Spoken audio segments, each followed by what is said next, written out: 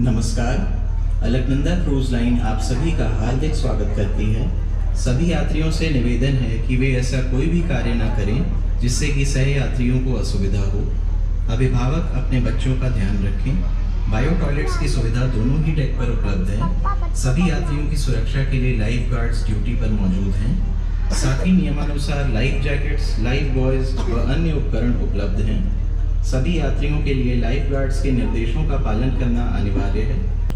Passengers with kids are requested to be more vigilant during the tour. Bio toilets are available on both the decks. For your safety and security, our team of lifeguards is present on board. Life jackets, life buoys and other safety equipment are also available. Everyone has to follow the instructions of the lifeguards during the tour. Visitor book is available for feedback. जब Athens के बारे में सोचा भी नहीं गया, जब मिस्र का अस्तित्व नहीं था, जब रोम के बारे में लोगों ने कल्पना भी नहीं की थी, तब भी काशी थी। काशी इतनी प्राचीन है।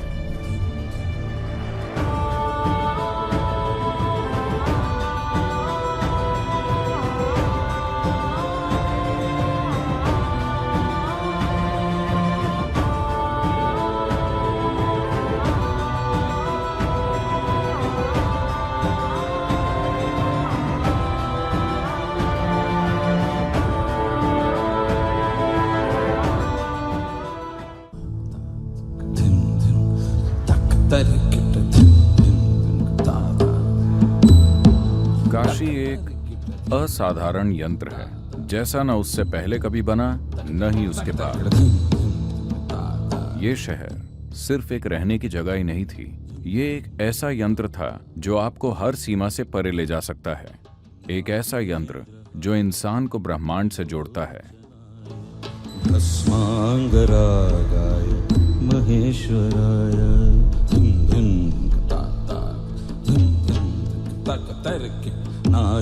यहाँ मूल रूप से 54 मंदिर शिव के लिए हैं और 54 शक्ति के लिए, क्योंकि मानव शरीर को ही इस तरह से देखा जाता है। इसका आधा हिस्सा पिंगला है और आधा ईड़ा, तो उन्होंने पूरे शहर को ही एक शरीर की तरह बनाया।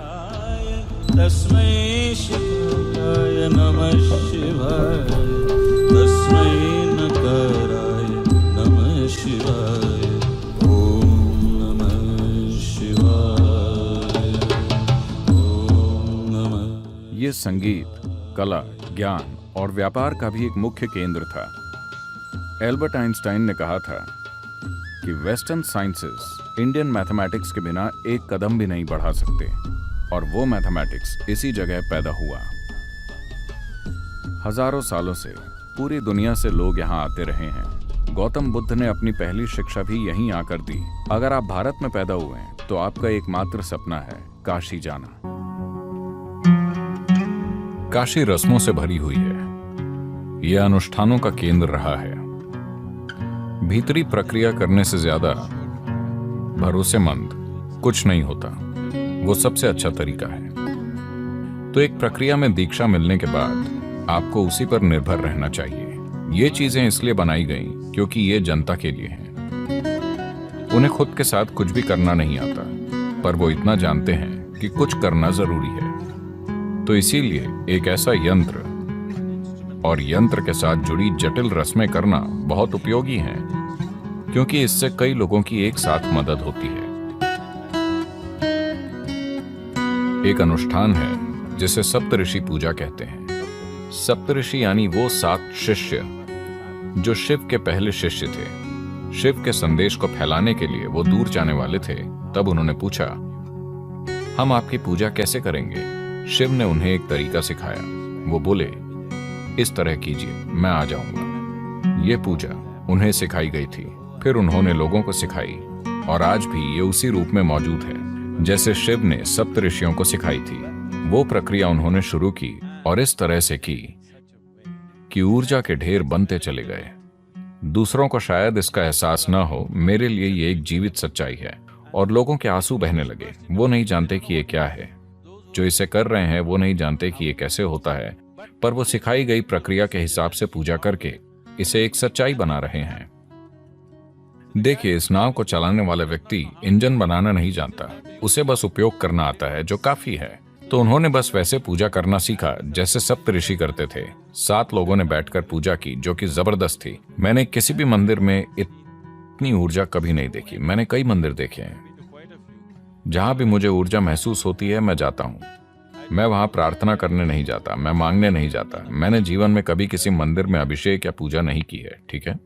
पर यह एक जबरदस्त विज्ञान है। आपको ध्यान लिंग मंदिर में आकर बैठना चाहिए। ना कोई अनुष्ठान, ना मंत्र, ना पूजा, कुछ भी नहीं। वहां हमेशा बिल्कुल शांति होती है। बस जाकर वहां बैठें और देखें, क्योंकि उसे मूल रूप से ध्यान के लिए बनाया गया है। जिन्हें ध्यान के बारे में कुछ नहीं पता, जिन्हें कोई निर्देश नहीं मिला है, बिना किसी निर्देश के लोग ध्यानमय हो जाते हैं। तो ये तकनीकें हैं, न कि विश्वास प्रणाली। मैं कहूंगा कि अगर आप काशी जाने वाले हैं तो कम से कम 3 महीने किसी ध्यान प्रक्रिया में दीक्षा लीजिए। कुछ समय ध्यान कीजिए, थोड़े ज्यादा संवेदनशील और शांत बनिए। अपनी सारी मान्यताएं घर पर छोड़कर आइए। धन्यवाद, धन्यवाद सद्गुरु। ये दुनिया की सबसे जटिल और रिफाइंड मशीन है। ये काशी है। ये अद्भुत है कि किसी ने ऐसी जगह बनाई। इसे बहुत बुद्धिमानी और काबिलियत से बनाया गया है। इसके पीछे दृष्टि और करुणा ये है कि ये सभी के लिए उपलब्ध हो। इसीलिए हम उन लोगों को नमन करते हैं। दुनिया को इसी की जरूरत है, न कि कट्टरता, फिलॉसफी या विश्वास प्रणाली की। इंद्रियों से परे जाकर उस चीज का अनुभव करने की क्षमता, जिसे फिलहाल परे की चीज माना जा रहा है। यही अकेला तरीका है जिससे मनुष्य जानेगा और जिससे मानव चेतना का विस्तार होगा। मानव समाज में हुए छोटे छोटे टुकड़ों से परे इंसान के विकसित होने का यही एक तरीका है।